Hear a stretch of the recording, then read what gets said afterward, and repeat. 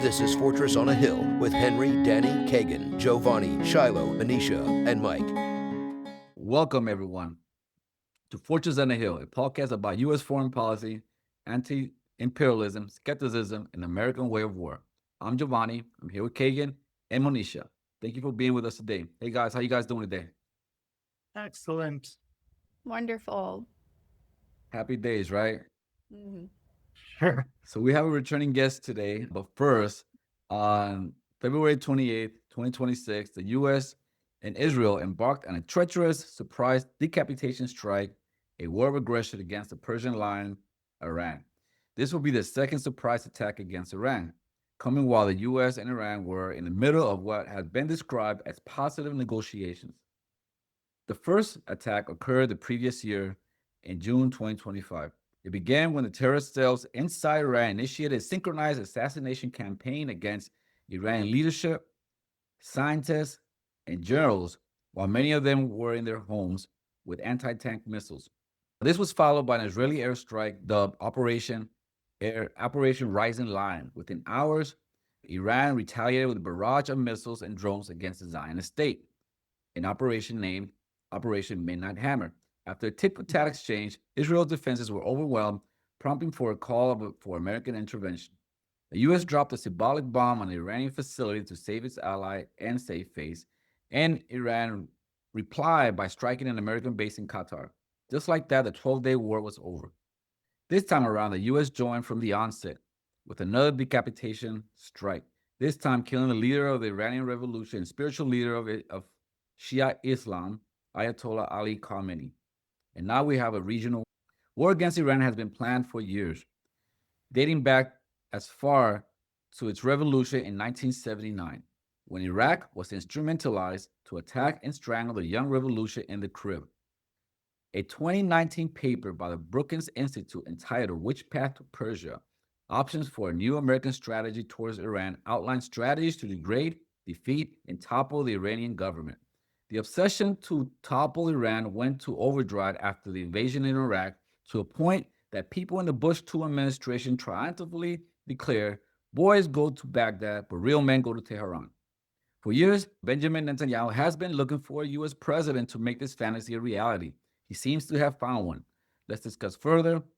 Like I said, we have a returning guest, Jake Tucker. Tucker is an organizer and a veteran of the Iraq War. He is a member of About Face, co-founder of a press, and a co-founder of the newly formed Hands Off Latin America, or OLA, SATX. Jake, how are you doing today? Doing well. Thanks for having me on, yo. All right, let's get to it, man. What is going on in Iran? What are you guys following? What are you guys seeing? I was watching stuff the other day about how, before we knew that the strike that had killed the bunch of the girls and their teachers, that it was just really disgusting to see what Trump said when we found out what actually happened. He was basically he blamed it on Iran. He said Iran had tomahawks, which is like, no, the only people that have tomahawks are us, Australia and the UK. So it couldn't have been them. And it was so stupid. He's just like, he lies out of his face because that's all he does. He knows how to lie. Yes, it was interesting that the first strike was that school. It seemed like it wasn't like they couldn't hide it. They couldn't say it was a mistake, but it was actually intentional. It was intentional to hit that school. And what they seem to be doing right now is just doing a Gaza-style operation, just hitting anything. Hitting people, hitting buildings, infrastructure, civilian infrastructure, and so forth. It's just carpet bombing Tehran, like a Gaza operation to try to bring the Iranian people into submission. Jay, what Have you heard that they're targeting leftists? That I saw that they've been targeting any leftists or any people that could challenge them, Israel's ability to create their Greater Israel project is all just about this whole.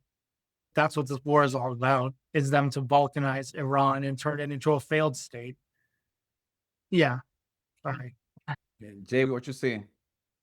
Yeah, so there's a lot of very notable things.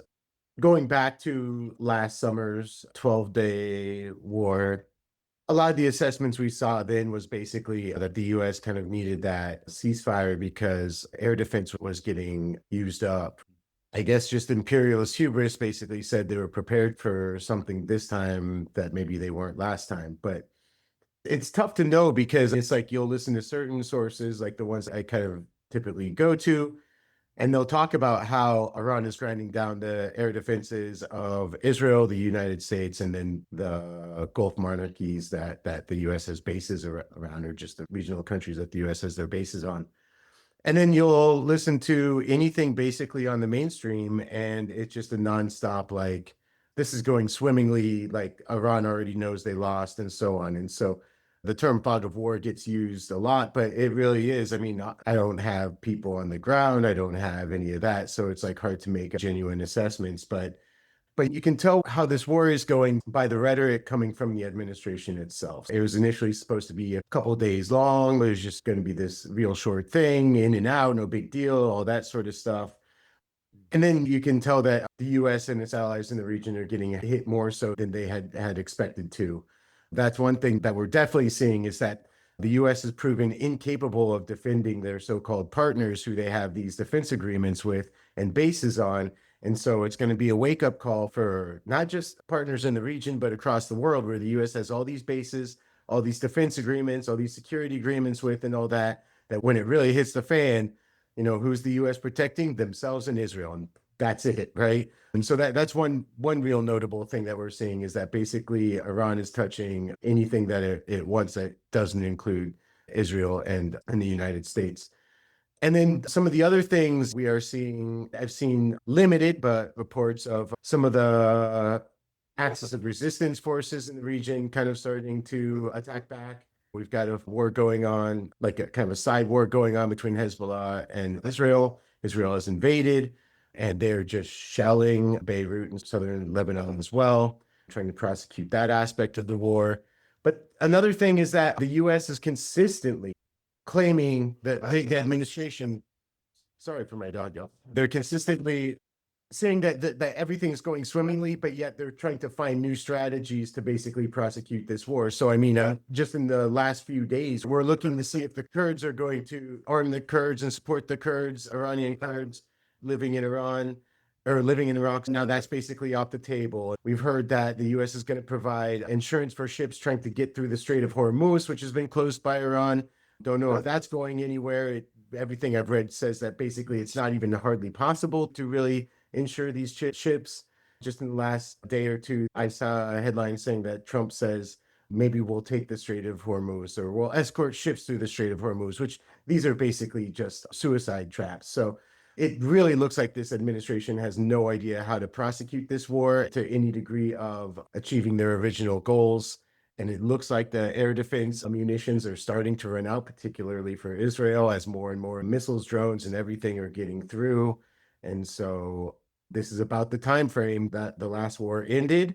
And, we know that Trump had basically asked Iran for a ceasefire. Iran said absolutely not, because they know that if they were to ask for a ceasefire now, then how long is it going to take? Another 6 months or less or more time before the US and Israel are right back to this. This is existential for Iran. Iran has been preparing for this for decades. The US has been preparing for that, and Israel have been preparing for this for decades. And so we are in a full-blown war, and it's still sort of remarkable how it can kind of avoid the national attention that it truly, truly, truly deserves. Yeah. Hey, Monisha, what's your thoughts on this? I'm really paying attention to the narratives that are floating around social media and news media, mainstream media, especially the ones that are pinkwashing or weaponizing femininity and women's issues to try to gain support for any type of Islamophobic aggression, like what we're seeing. So I've been paying attention also to how outlets like Al Jazeera, that's in one of the Gulf states that has some questionable relationship going on in the midst of all of this, like how the narrative around the government of Iran has been moving through spaces, how people are responding to it. I know in your intro, Jovanni, you mentioned how leftists are chiming in on things, or in the document that you sent. It's really true. And I can see why, when these are the narratives that are getting sent around and people want to latch on to how they relate to those stories and just this truly the psychological warfare behind it. Yeah. So that's where I'm at, just watching and kind of observing the way that sadly people are just latching onto it and maybe not really critically looking at why are these the things that are being said when this government doesn't really care at all about women or queer people. You know, why are we like in BBC, like the athletes recently in Australia gave asylum to because they didn't sing the national anthem during the game for Iran. And now all the articles about that are just how terrified they are, how they have to be protected, how there's members of the LGBTQ plus community in this group that needs to be protected. They'll face persecution and stuff like that. So it's just really sickening the way that oppressed groups are being weaponized, that our struggles are being weaponized to justify atrocities. Yeah, and indeed, and not only that's the audience, there's also the Christian fundamentalist audience as well that are being projected, also images and narratives and whatnot. I seen a post on Instagram where it was like this. It was like these two cartoons, these two, little caricature, right? And there's one that was just losing his mind or whatever, right? And the other one just like real calm and just drinking his coffee. And the caption said, right, when you see other people losing their mind about events, but you know it's prophecy. That's a common one. Everything's prophecy, right? So it's how they're targeting different groups and different silos in the Western world. The line, you just mentioned, you hit the head on the nail, because on the line of all this is Islamophobia. And there's a lot of ignorance in the Western world of Islam, and there's a lot of Islamophobia. They filter within the right wing, within the leftist circles, and there's a lot of underlying Islamophobia that weaponize and use in different manners for the Christian fundamentalists, for the Jewish person, for the leftists, for the America Firsters. So there's different narratives, but the baseline is Islamophobia. And just like going back to what Keagan mentioned about the balkanization, there are maps out there where the drawing of how Iran would look like balkanized, like different little countries, different ethno states and whatnot that they're trying to draw it up and stuff. This planning, and that was only not only for Iran, because there's also one for Russia. There's also a map. There was also a map for Iraq as well. There was also a map for Syria. So all these countries, right, just like in Yugoslavia, these big countries that poses a threat, you just break them up. You just break them up. As you break them up, right, you defang them and you disempower them, right? And then you just pin all these little, and you break them up by ethnicities, right, or by different nations and whatnot. You just have them pinned against each other, so they'll just, they will never pose as a threat, and they will just be busy themselves and be on each other's throat. So what do you, and a lot of things people don't see this as a grand strategy. It's just they take it as it's just something that just happened. You'll see it, so, and there's a lot of forethought behind this, right? There's a lot of things connecting to it. Like if you notice, right before this attack, right, two things were happening. So Netanyahu had visited the White House for like the seventh or eighth time, and India had visited Israel and was given some type of honors and stuff like that. You saw the prime minister was in Morandi by the Wailing Wall and everything. So they was given, and keep in mind that India and Iran, both of them are BRICS members. So it just happened right before, like a day or two right before the attack. The Indian president was in Israel, getting all types of presidential honors and stuff like that. I'm interested in your thoughts on this and connecting all this, Venezuela, Cuba, China, Syria, and all this to this, Jake. What are your thoughts on that? You can look to the most recent national security strategy released, I think, early last fall or something like that. But it's kind of interesting because in that they're discussing a pivoting out of Middle East entanglements or West Asian entanglements with hyper focus on Venezuela, or sorry, Latin America and the Western Hemisphere. And so as the ramping up of pressure on Cuba, and then obviously the operation against Venezuela goes down, that seemed to dovetail with what they had laid out in the national security strategy. And then this would appear to kind of go by the wayside. basically go against that strategy laid out. But there's something that does really tie all of it really together. And we're talking about oil, right? We're talking about energy. And whether it be on the very local level or whether it be in the international level, like especially with advanced computing, data centers, AI, and all these sorts of things, the amount of energy required to basically, in this kind of new technological arms race of sorts, everyone's seeking to have energy dominance once again. Not that it necessarily ever went away, but that it's regaining an importance and a strategic focus that I think maybe there's an idea that it would move to more kind of green solutions or something like that, say solar, wind, hydro, that sort of stuff. But right now, still the main thing is petroleum, gas, so on. And so if you really look at how it all is kind of playing out, it really looks like the closest allies to China, at least in terms of being able to provide oil and those types of resources, are really getting severed off from their relationship with China. And so if we talk about the balkanization of Iran, you can basically ask yourself, like, what are the interests there? We saw this a little bit with Libya, and I don't want to go too deep into that or whatever, but the idea that Afghanistan and Iraq basically proved that the US cannot do nation building, it can't do those long-term occupations and so on. And so the immediate next war that the US engages in the Obama administration was Libya, right? And basically it didn't look the same way that it looked like with Iraq and Afghanistan.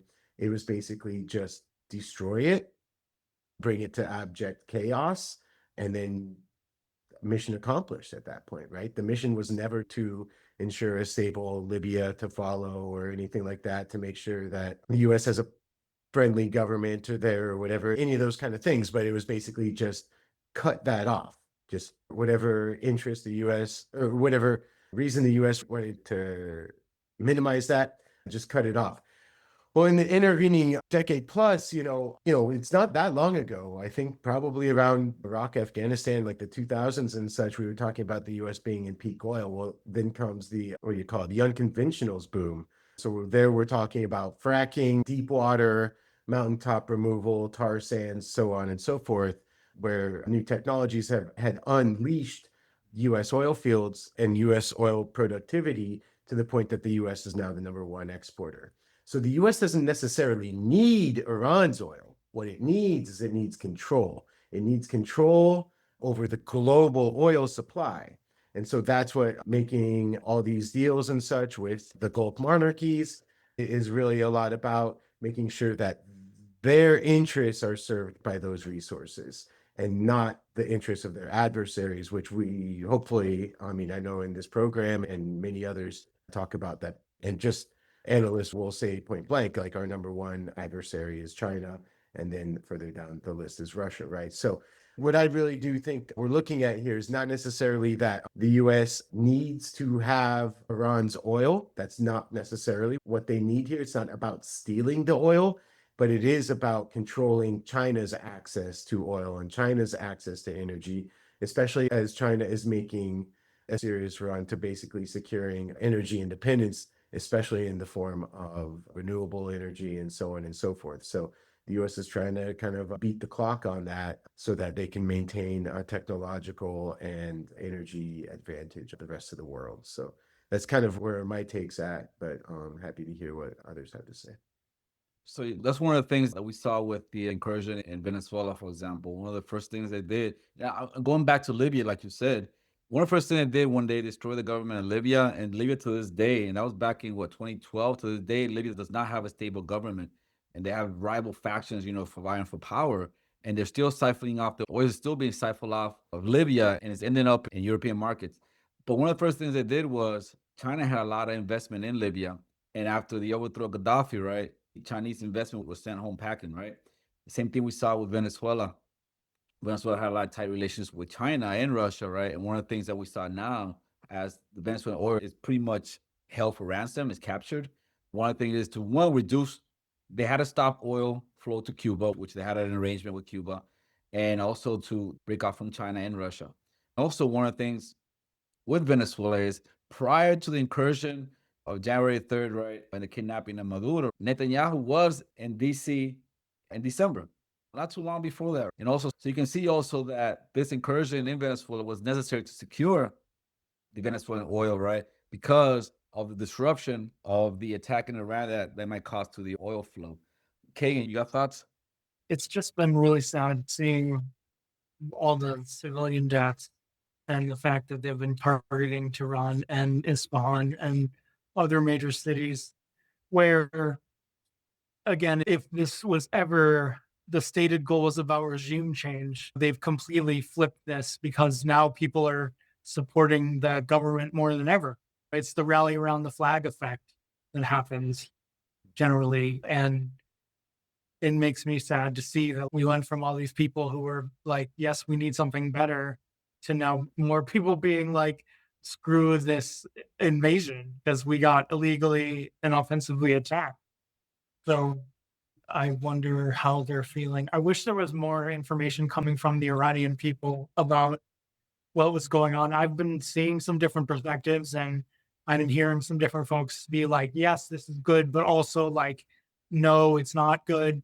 I've heard some other people that are trying to thread the needle of like, we like US imperialism is bad, but also like the Islamic theocracy is not good.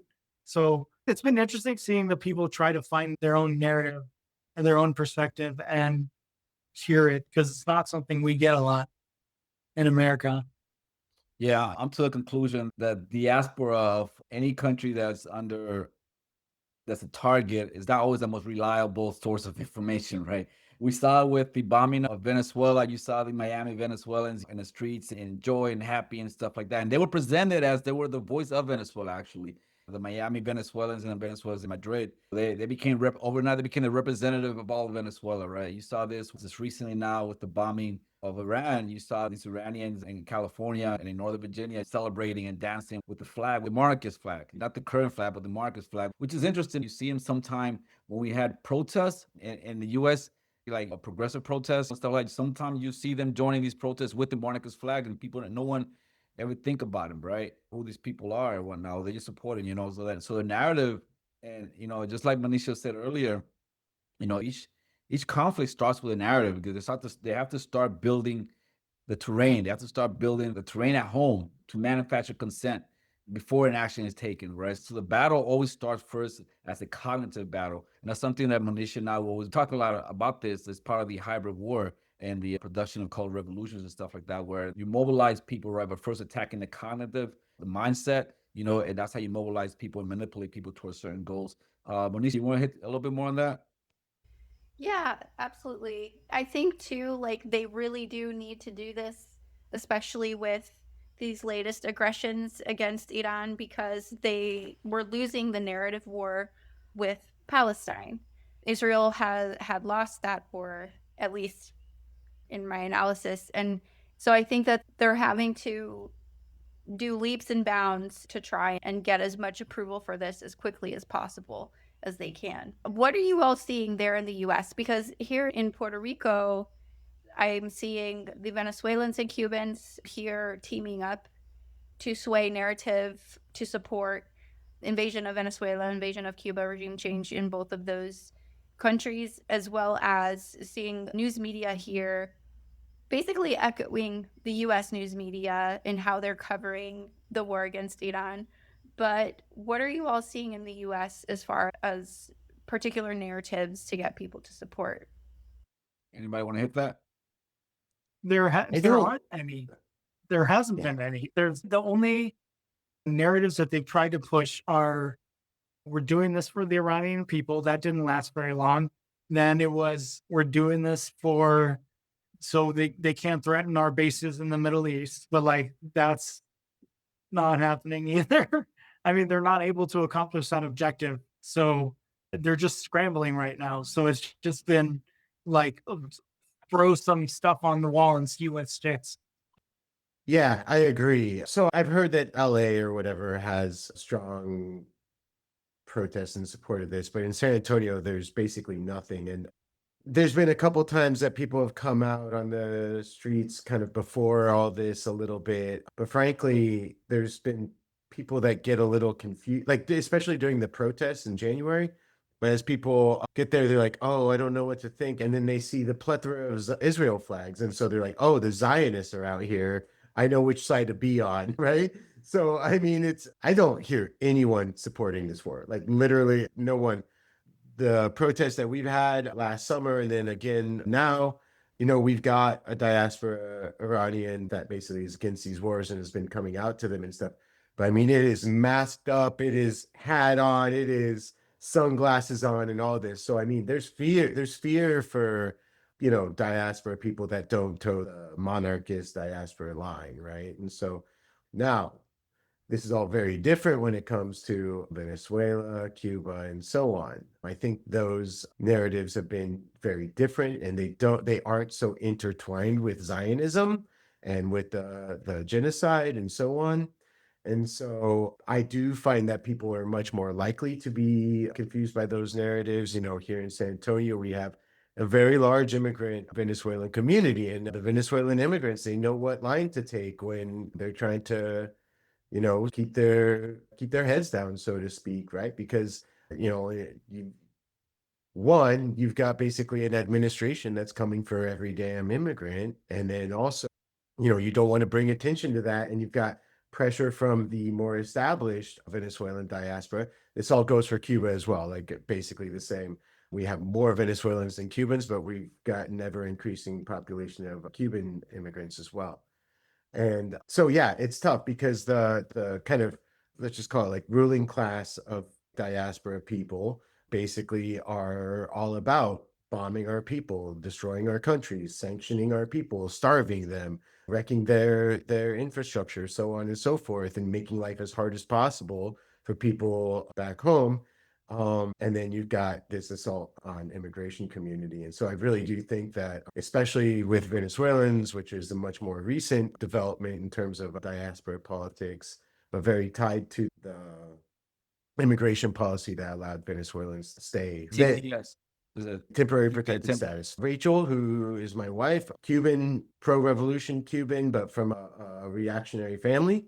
She went to the Mexico side of the border a couple years back, basically, and talked to a number of Venezuelans, and they're there practicing how you talk in order to be able to get your temporary protected status, right? And Rachel knew all this. She's my age, like over 40 years old. And basically, she remembers this from the 80s, 90s, the wet foot, dry foot policies and so on. Of you basically keep your mouth shut, you support the overthrow of the quote unquote regime, and you just get to work because you've got a privileged immigration status if you follow these steps. And so in that way the US creates kind of a weaponized community. And so that's part of the work that Rachel does, is really using that exact status back around and says, actually, no, I've been to Cuba several times. I love my people. I love my people here in the US, even if they get kind of confused. And I love my people in Cuba. And the one thing that if we love our people and we love Cuba, the one thing we should be in agreement of is that we don't want our people to suffer. And so those are the things. So anyone advocating for the sanctioning of their country, anyone advocating for the bombing of their country, for the political, economic, any sort of destabilization of their people, you're a devil. You're a devil. And don't follow those people. Don't follow those people. And like when you're not from those diasporas, you can get kind of drowned out and stuff like that. But it doesn't mean keep your mouth shut, because history will absolve us, if you will.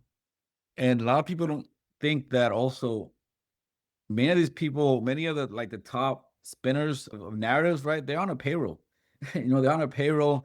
Somebody's paying them, right? And you saw that, and this crown prince, Reza Pahlavi, right? He lives in Maryland, not too far away from the CIA headquarters, right? He's been, he's like the son of the deposed Shah of Iran, right? He's been in payroll ever since. He grew up in the States. He came here as a kid. And he grew up here in the States. And every time there's some type of protest or some type of outrage, he shows up miraculously, right? They revive him or they bring him back out to the media and stuff like that. And he's like the leadership, like the monarch in waiting. And those Iranian flag with the lion symbol, that's what they are. They're the monarchy flag. And that's the flag that represents him and his family, the Pahlavi family. And you see that in South Florida, and Monisha can attest to this, right? There's like a weaponized immigrant industry in South Florida, right? To spit out all these narratives against their home countries, whether it be Venezuela, whether it be Cuba or Nicaragua, right? So all these people, right, they're like simmering right there. It's like weaponized, ready to be used every time. And you also think about this too, that the narrative of the weapons of mass destruction in Iraq came from the Iraqi diaspora, right?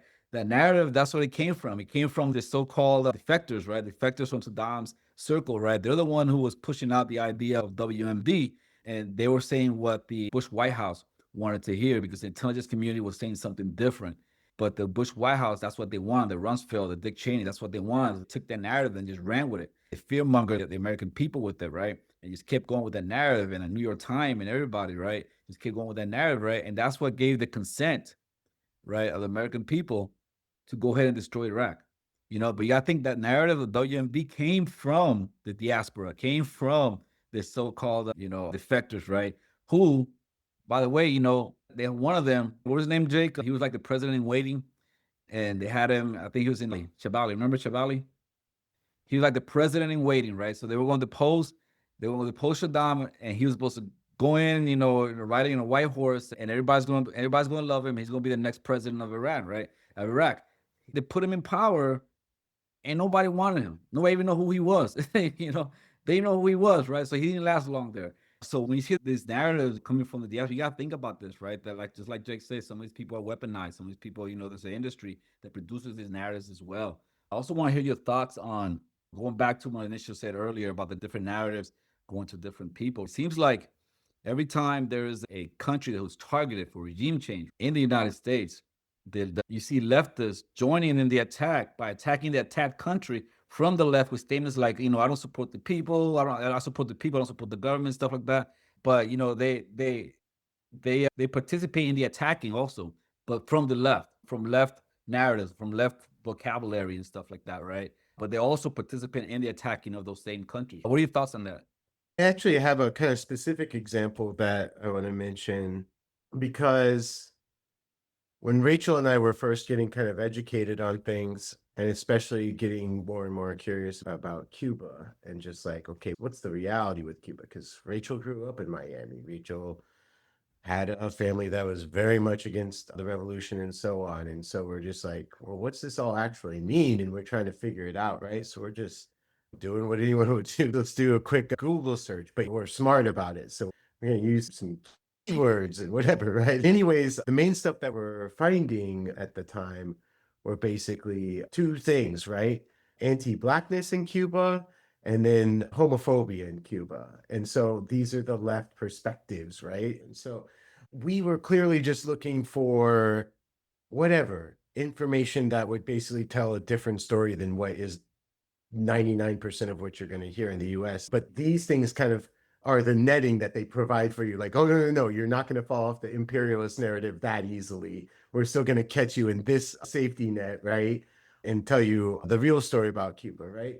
But since Cuba passed the Families Code in 2019, which basically is one of the, I don't know, most progressive LGBTQ laws in the world. It lays out tremendous rights for women and families and children. And the scope of it is something that quite literally we can't really imagine here in the US. So in between that time, what I'm saying is the US has gotten more and more and more horrifying for queer people in the United States, while Cuba has solidified a full spectrum of rights for queer people and women and so on. And the US is now basically banning abortion if you live in a state like mine in Texas, right? All these kind of things, right? Where are the people that are like, oh, okay, now we got to switch up, and now we got to basically support the revolution and bring the critique to the United States. That's not how this is going to work. That's not how this is going to happen. Their utility was for one thing, and that was attacking Cuba. Not for the rights of women, not for the rights of queer people, nothing like that, not for equality among races or anything like that. So the mask comes off real quick once you see some serious ass fascistic turns in the United States. They're not going to go back and say, oh, maybe we were wrong about that and make any mea culpas about any of that. You're muted, Jovanni. Yeah, so Monisha, what's your thought on that? I mentioned this a little bit before when we spoke with Bauman Azad about Venezuela in a previous episode. Something that is essential for the left to remember is specifically the American left, the USian left, has to remember to check its own American exceptionalism. And when you are looking at other countries and other cultures that are not yours and how they are struggling internally in their own processes of liberation, in all of the facets of liberation struggle that exist around the world that mirror the struggles that have been experienced in the US for women and queer people, children, Afro-descendant people. Nobody's innocent anywhere when it comes to these things. Cuba is not special in terms of, oh, look, they're doing this bad thing. That's part of Latin American culture in every freaking Latin American country. It's true here in Puerto Rico. It's also true in the US. So multiple things can be true at the same time. Levels of oppression and social change, cultural change takes time. Things have to build on one another in order for these processes to take place because they're human processes. We're changing human beings, the way they think and perceive the world, perceive themselves and others in the world. It's about changing relationships to one another. It's not just, oh, suddenly a country becomes socialist economically and politically, and therefore they must be perfect in every way. It's unrealistic and childish and naive. And secondly, there is a time and a place for the left to do criticism and self-criticism. When your comrades are under attack from an imperial power, that may not necessarily be the time or the place to exercise criticism of a government and a country and a culture that is not yours. Exactly what you just said. Can I read your comment?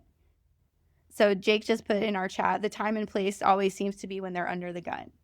And how convenient, right? And so that's where, like, I would ask my fellow leftists to check themselves on that. Same thing with Iran. That's not your culture. That's not your government. It's not your... Yes, we can acknowledge there are injustices that are common around the world. These are universal experiences for women and queer people. I am a woman and a queer person. So, let's not pinkwash things. Let's be responsible. Let's be critical of ourselves and how we are conducting ourselves in or out of solidarity with people who are currently under attack by imperialism. Let's take responsibility for the imperial core. You can't bomb a country into whipping them up into perfection. Yeah, No, sorry, not comradely. So look, I think we'll have to step back, also think about from the American left perspective, right? People don't know how it is to live under siege, right? A lot of these countries that are targeted, they're living under siege, right?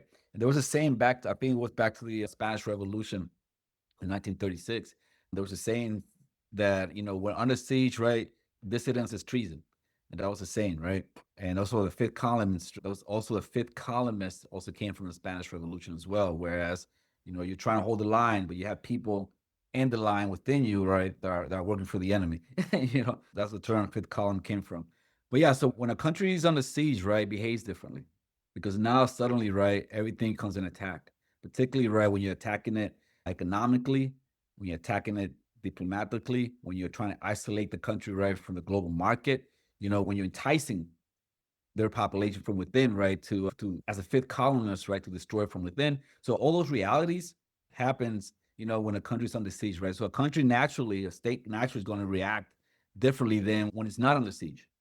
And take, for instance, Vietnam, for example, right? Vietnam is a socialist country, right? They're a socialist-oriented country, right? But right now, they're also one of the fastest economy in South Asia, right? They have high-speed training, all that jazz, right? When did that happen? It stopped flourishing once the United States lifted sanctions on them in 94. Once they lifted sanctions on them, right, then it started feeling more secure and it started flourishing after that, right? So when a country's under siege, right, it's going to behave differently, right? Whereas if it's not under siege, if it's left alone, right, it'll resolve his own problem, will resolve it organically inside, right? When you're trying to undermine it from outside, right, they won't take measures. People are going to take measures, right? For example, like recently, Jake and I were talking about this. You guys remember about the boats going into that got stopped on its way to Cuba, right? It had an arsenal of weapons in there, bombs, cocktail cocktail, what do you call those? Molotov cocktails. Molotov cocktails, right? Sniper rifles and all that jazz, right? They were called about, I think there were 10 of them, right? 4 of them got killed in exchange with the Cuban Coast Guard, right? What was the weapon? What were the weapons for? Where are they heading? You know, what was the intention behind those weapons, right? You think about what happened in the protests in Venezuela, right? It happened several times in Venezuela when you had the mysterious sniper, right, who was sniping the protesters and was sniping also the security forces. Why? Right, to get a reaction from the security forces, right? And the same thing happening in Ukraine, right? When the Ukraine with the Maidan, right? There was the same mysterious sniper, right? Was sniping at the protesters, it was sniping at the security forces. The same thing happened in Nicaragua. They were sniping at the protest in 2018. They were sniping at the protests and they were sniping at the security forces. Why is that? Why does that happen? It's to create chaos. It's to create a reaction from the security forces, right? So they can overreact. So that way you have it in camera. So that way you can show it to the world. These people are brutes. These people are savages. They need to be overthrown. So you got to put that all into perspective and think about that, right? And not be such a purist, right? You cannot expect a state that's under siege for 40 years in the case of Iran, right? 67 years in the case of Cuba, right? To be a Jeffersonian democracy. You know, you can't, I mean, that's like you said, that's naive, childish. Irresponsible? I don't. Yeah, so I think we gotta wrap it up pretty soon. But one thing also I want to mention with something that Jody Barr said. She's a British communist and writer and you know, thinker. And she talked about recently about the reaction of the Iraq war versus the war in Iran, right? So for the Iraq war, like millions of people came out of the street even before it started, right, protesting it. But you're not seeing the same protests with the Iran war, right? No, hardly everybody, just handful of people came out. We had a protest here, and I think 70 people came out, not even that. But in the Iraq war back in 2002, you had mobilization people, you know, say we don't want war. There were like millions of people, like in like multiple cities around the world and stuff like that. But you're not seeing it with this one. And her theory is that back in 2002, people thought that, you know, like democracies, you know, the West and stuff like that, they're like the thing of democracies, you know, that when people come out, our government listens to us.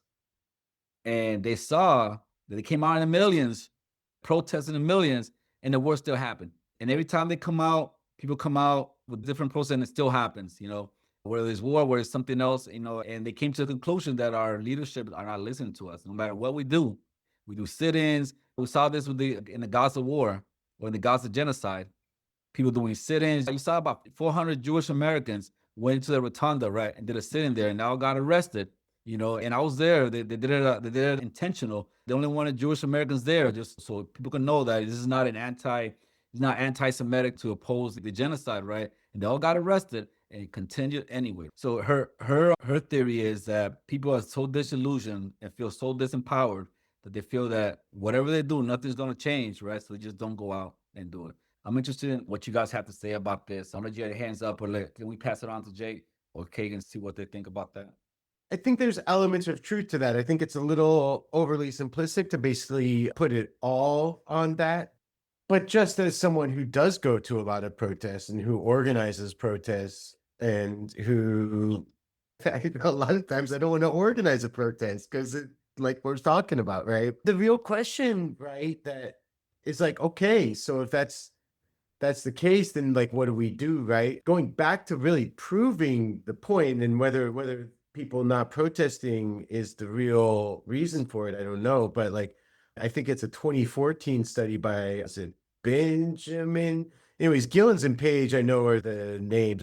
Benjamin Page and something else. Gillens. Anyways, it doesn't super matter, but basically it shows like that study basically shows that the US population has no say on, and not just the US population, but the voting population, right? Which is a very different thing. We really need to understand that who votes is different than the American population or the population living in the United States. So the voting population has no sway, no impact on the decision-making power in the United States at all. And so this is true, but that was true as that study revealed in 2014. But yet in 2020, people came out in record numbers for the Black Lives Matter movement. And then again, for Gaza, people came out in the biggest protest movement ever. So what we're seeing, right? Like I remember, and I don't know what people are getting taught in school these days. I remember just basically the narrative that I was taught was like, the United States was racist and segregated and so on. And in the protest movement, and yeah, there were problems with it and there was violence coming different sides or whatever. But in the end, the protest movement brought about civil rights, right? Like, hopefully we know that's kind of a mythology that we've built about ourselves or whatever. But that's the story we were told. That's the story, at least I was taught in schools and so on.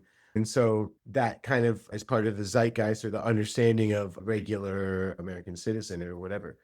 But we saw the largest protest movements we've ever seen in 2020. And then again, with coming out for Gaza over an extended period of time and literally had no impact. I mean, you could say that 2020 had some symbolic impact, but for Gaza, the forces were so entrenched despite everybody being horrified. And so really what changed was the national narrative amongst the people, but nothing in the political sphere, right?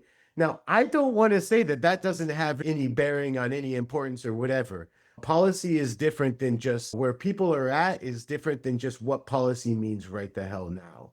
I think these things are still meaningful. They're still important. And I think we still do need to turn out for anti-war protests. We still do need to counter narratives. We still do need to have those discussions. But I'll say this as my last kind of thought here on at least this topic. But, you know, it's not all that uncommon for me and my comrades and whatever community and so on to organize people to get out to go speak at city council for this or that local issue or this or that issue, period. Now, is it because we think city council is going to move on our position? Of course not. I've done that so many times. They never, ever, ever, ever move on what I'm talking about. But I'm not talking to them. I know that is televised and that there are numbers of people that watch that televised. And then also have your own media and propagate your own media from these speak outs and so on and so forth. And we publish those things, right? And so we're not trying to move the city council anymore. That's a fool's errand. But we are trying to make logical arguments to the people that connect with their livelihood and the larger issues that are under discussion, whether they be international or whether they be local ruling class, people basically stealing our wealth for whatever the hell they want it for.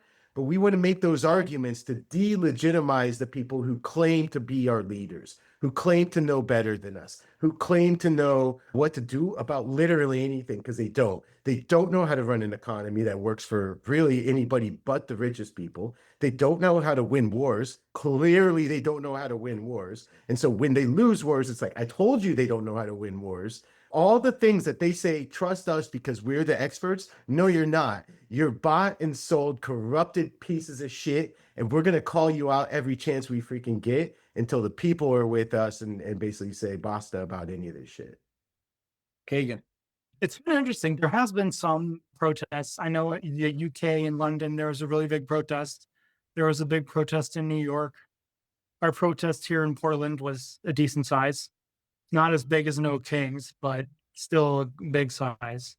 But I don't know. Jake was saying the correct thing of the fact that we don't have any power when it comes to voting public. But we do have power in the local sphere, in the local community aspect, which is what we can focus on now. I just had a casual hangout with other members of the About Face group up here. And we just kind of sat down and talked about the war and talked about our feelings and talked about like what we felt and how our experiences have colored our ability to do things in every aspect. I know, like, if I was in the military right now, I would be so busy because if I was doing what I was doing when I was in the Navy, like, I would be so fucking busy. And that's scary because, like, I spent so much time looking at Iran's military and now a lot of it is gone. And it makes me sad because I'm thinking about just all the immense destruction and waste. The fact that we spent $5.6 billion in the first 2 days on this war is just that like blew me away when I found that out. You know, we spent like multiple billions of dollars, almost $10 billion already, and it's only been 10 days. Indeed. Monisha, you had your head on? Yeah. Yeah, that was for something related to Cuba. Just real quick, that was to say to people too that I hope that they can look at the family code of Cuba and the new constitution in Cuba, and it drives home to them that that was accomplished while under siege. and without US intervention. So congratulations again, Cuba. But what I'm thinking about now, related to what Keagan and Jake have shared about protests and the question you asked, Jovanni, I think everything is a process, and we're dealing with hybrid war, right? And the way we understand hybrid war is it happens in parts. It has components to it, and they operate in particular ways that complement one another in order to achieve the larger goal. And each of us was in the military, and we understand the military to be a similar type of system. The reason why the US military succeeds as much as it does, even though it fails a lot, but there are still successes in terms of expanding power, in terms of dominating, bullying, committing atrocities, like the things we don't want to see happen. But that's a system made up of different components that are working together. Not each component does the same thing, and that's why it works. And I think when it comes to how people in the US successfully change the way things happen in the US and the outcomes of that in the rest of the world is not by using one tool to solve every problem. I think, going back to a quote from Dr. Martin Luther King that I'm going to paraphrase because I can't remember the exact quote, those who love peace must organize as effectively as those who love war. And we're not. And I think part of the reason why we're not could be because we kind of default to protest, even though we're not seeing our desired outcome happening. No matter how massively we can organize ourselves, and we have shown that we can organize ourselves for that tactic. But does relying so heavily on that one tactic help us achieve our strategy and goals? Not necessarily. So I wonder if folks would take that same energy and passion and intelligence and switch it up a bit to focus on how to sustain a long-term general strike. How do we support one another and maintain one another, keep each other fed, housed, clothed, and as healthy as possible while sustaining a long-term general strike? And that's why what Jake was touching on about going to meetings, the importance of speaking up, even though protest doesn't do the whole job, it still does part of the job with consciousness raising, with building unity and camaraderie, sharing spaces like Keagan was mentioning. All of that is part of the whole, just like we do that in the military. But I think if people could communicate with each other maybe a little bit better, what the action is, though, could switch to how do we create mutual aid networks strong enough to sustain people in a nationwide general strike? How do we protect our communities when the state's response to that sustained general strike turns violent? How do we provide healthcare? Where do we provide healthcare to people? How do we protect kids and elders? You know, like, these are the types of things that we would think about in the military. Those are just my thoughts on that. What we could do to maybe, I don't know. Indeed. Yeah. Start wrapping it up real quick. Let's bring it back to Iran. Iran is one of the pillars of multipolarity, right? You know, we're transitioning towards a multipolar world. Back in 92, with the Wolfowitz Doctrine, the United States made it clear that after the fall of the Soviet Union, the United States would not tolerate any other emerging power, any cluster of power that could challenge the United States. We've seen it that these past 26 years has been nonstop war. They didn't foresee the rise of China at the time in 92. We see that the arc of resistance right now, what is called the arc of resistance right now in Lebanon, Palestine, Syria, Venezuela, Cuba, all these countries, they're being battered right now, by imperialism. What do you foresee? Do you foresee Iran falling? What do you guys think about that? Real quick. And I'll start with whoever, jump in. I hate that question. I don't know. I literally don't know. I'll say this just to accentuate how much I don't know. But like, I do think that Iran stands strong on this. And I do think that empire and Zionism has underestimated it and its ability to stand up to this aggression and its the state of it of the existential fight. And so that's as far as I can get with having an idea of where I think this goes. But what I really fear is that that's not where this ends, because I don't see where empire and Zionism capitulate at all. And we know who are actually the nuclear armed actors in this conflict. And my mind goes there. And I guess I'm glad to actually say this on a program that's beyond the reach of just like comrades, friends, because I do think we have to think about the fact that this is where this can go. And I fucking hate to say it, but I can see it. And so I don't know where it goes. And that's kind of terrifying to me, to be quite honest.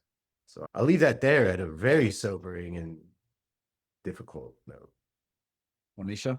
I'm in the same place. I just feel uncertainty about everything and a lot of fear. For me, I think we're already in World War III. I think World War III has been happening for a long time. No one has just officially announced it. And so I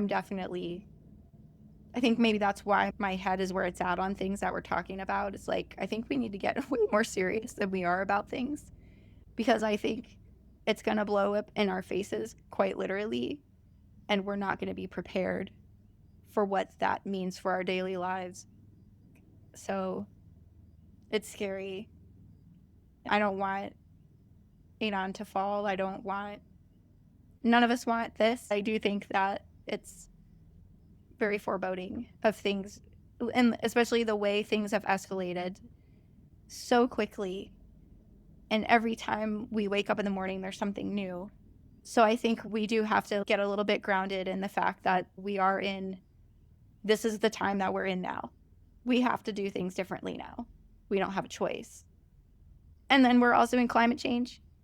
So I'm scared of that too. Like, how the hell do we survive that while all this other bullshit's going on? Like, so, yeah. Keagan? I want to say that Iran is going to make us pay. Like, they are not in any mood to negotiate. And they want to fight because they don't want to do what they did last year, where they just gave them time to rearm, and so they're going to make us pay. They're going to make it hurt for us. And I was listening to their foreign minister, and he was saying, is like, we're planning to continue this until the midterms. And so, because they know that like they want shit to change, and it has to change drastically for them to be safe. Do you think Israel and the US have the stomach for that? I doubt it. So yeah, your point about nukes, Jake, makes me scary too, because who knows that they might decide it's gone on too long and then just decide to use one just to try and end it. But the thing is, they can't do that because their command structure is decentralized now. So like, they can't just keep taking out the leadership, and they're willing to take up to 90% casualties in their leadership. So like, they're willing to fight and fight to the death. And that's not something that we're used to. And you know how Americans were so comfortable. And when we are used to, when there's any disruption in our day, it really does fuck us up. And so I'm feeling like, when we start seeing, we're already seeing $5 a gallon here in Portland. So when we start seeing $7-10 a gallon, like, people are really going to start being pissed off and want to do something. Drawing on all three of you, so there's different motivations for people who are involved in this fight. The Americans have their motivation, and the Iranians have their motivation. The Iranians right now, their motivation is that they want to preserve the integrity of their state. They're being attacked, right? So their morale is different, and they've been here before. They've been here before in 1979 when they had their revolution. Months after they won their revolution, Iraq invaded with the support of the West and the armament of the West to defeat this revolution. And they fought an 8-year war with the Iraqis. They lost about 1 million people. They were able to defeat the Iraqis. Just that nuclear war comment that you mentioned, Jake, reminded me of Curtis LeMay, who was a Supreme General of the Air Force back in World War II or Korean War, I believe, during the Cold War. During the Cold War, right? Curtis LeMay. He made one of his famous statements is that, in the Cold War, if we go into nuclear and at the end, if there's 2 Americans and 1 Soviet, I'll call that a victory, right? So that means they don't care about anybody, right?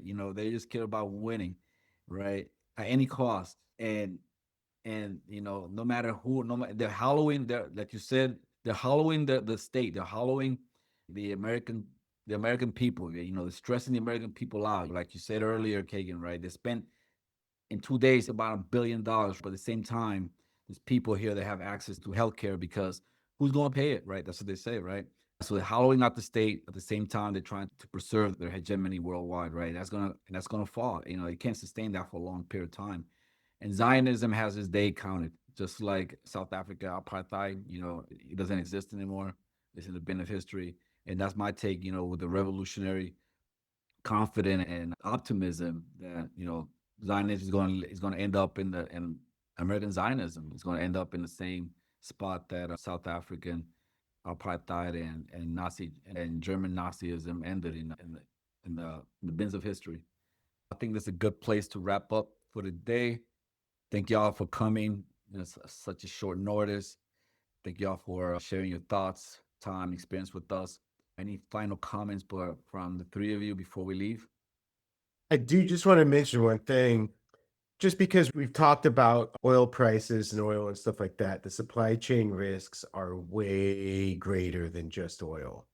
As we extend, even if everything was to end tomorrow, as we extend the shocks to the closing of the Strait of Hormuz and other things like destroyed infrastructures and whatever, if we extend that out, we are going to be facing that 2, 5, 7 months down the line, 2 years down the line, 3 years down the line, not unlike we saw with COVID, right? And then but when we get a year or 2 out, right, then everyone can basically start to make up whatever the reasons for inflation happen to be, even though they have recent history, but we are not following supply chain on the daily as working class people. And so they get to tell us whatever the hell reason, this or that thing, right? What did they tell us? Like inflation was happening because they gave us $600 or some shit like that. Like, anyways, this is going to have tremendous impacts on our cost of living and quality of life for years to come. And this is the fault of these war-making bastards. So I want to say that, plant that little seed. Don't let them describe it as anything else, because we are collectively destroying infrastructure that we rely upon for our supply chains. And so this is going to drive the prices up. You can't do this without costs, and they won't feel a thing. Indeed. Monisha? No, just thanks. Thank you for organizing this, Jovanni and Jake for coming on, and Keagan for joining in. It was really good to chat with you all about this stuff and commiserate a little bit, to be honest. And hopefully everybody that's listening are safe and doing what you can do to survive these days. So that's all I got. Yeah. Keagan? I just hope everyone's taking time for themselves to feel their feelings and vent and be in community right now, because these are the times when we need it the most. So I'm just grateful that there are places out there for us to be feeling this way. And especially those of us who've been at the business end of empire, it's nice for us to get to commiserate and be like, look, that shit's fucked up, right? Yes, it is indeed. Yeah. And we all need that. So I hope everyone can find that. I just have to say is that for my fellow leftists, while living in the belly of the beast, that's doing the aggression, when it stays being aggressed upon, that's not the time to it's not the time to attack from the left as well, to join in the attacking from the left. I guess that's a pet peeve that I want to put out. But yeah, thank you all for joining us today. Hopefully I'll see y'all again. Thank you guys for listening to us. Please share us to other friends, comrades, and whatnot. Help us grow. help us send out the message. And I look forward to talking to y'all next time. Take care. Bye. Money is tight these days for everyone. Penny pinching to make it through the month often doesn't give people the funds to contribute to a creator they support. So we consider it the highest honor that folks help us fund the podcast in any dollar amount they're able. Patreons is the main place to do that. In addition, any support we receive makes sure we can continue to provide our main episodes free for everyone. And for supporters who can donate $10 a month or more, they will be listed right here as an honorary producer, like these fine folks. Fahim's Everyone Dream, Eric Phillips, Paul Appel, Julie Dupree, Thomas Benson, Janet Hansen, Ren Jacob, and Helgeberg. However, if Patreon isn't your style, you can contribute directly through PayPal at paypal.me/Fortress on a Hill. Or please check out our store on Spreadshirt for some great Fortress merch. We're on Twitter and Facebook.com/Fortress on a Hill. You can find our full collection of episodes At www.fortressonahill.com. Skepticism is one's best armor. Never forget it. We'll see you next time.